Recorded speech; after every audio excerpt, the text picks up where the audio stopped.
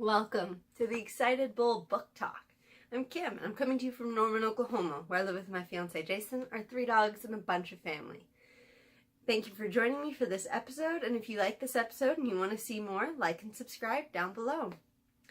I finished Raising Steam by Terry Pratchett. This was my audiobook for a couple weeks. I think it took me about 2 weeks to finish.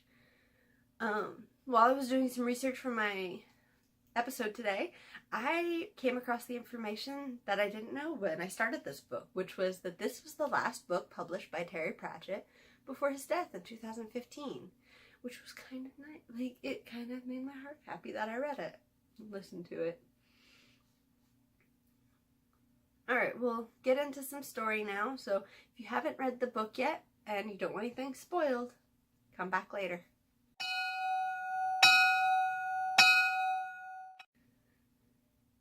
I loved that Dick Simnel was self-taught. It's just, I always like, and in Terry Pratchett's actually fairly big on that in some of his stories I've noticed. Like, he's not big on formal education necessarily. He believes you can learn from doing, which is cool. I always like that. I liked the clacks and how something can seem almost like world-shattering one year, and then the next year everybody can't live without it.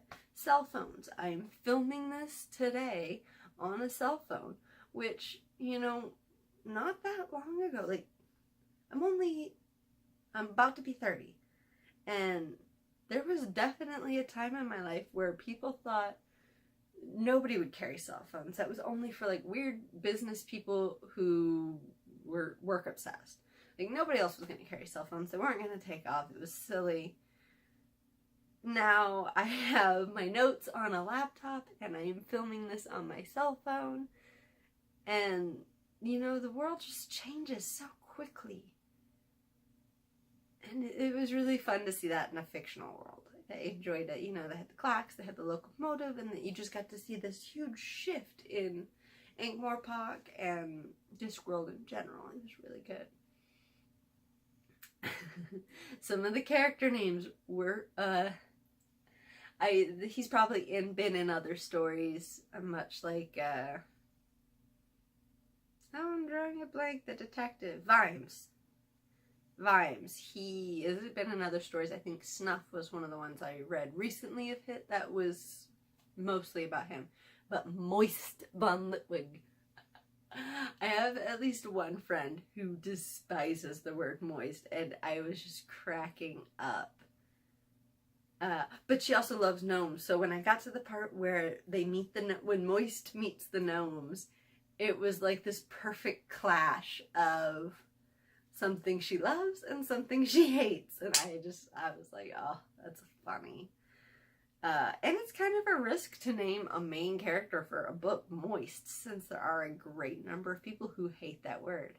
I personally don't hate that word. I tend to giggle with it. I think it's a funny sounding word, a lot like ointment and those kind of oink noises. They make me giggle. As always, I love his world, this disc world of Terry Pratchett's, where dwarves and goblins and humans and gnomes and golems and countless other creatures all live together, and it's just like, no big deal. That's just how things are. Oh, and about the dwarves, I did love that they like hide if they're female or male, like it's a big secret with any given dwarf, and that the king of the dwarves actually turned out to be a female and the queen of the dwarves. And I loved her like coming out as a female speech. It was great fun, and I enjoyed that immensely. So, yeah. That's Raising Steam by Terry Pratchett. If you want something fun and a little goofy, give it a go. Until next time, make some time to get some story in your life. Bye.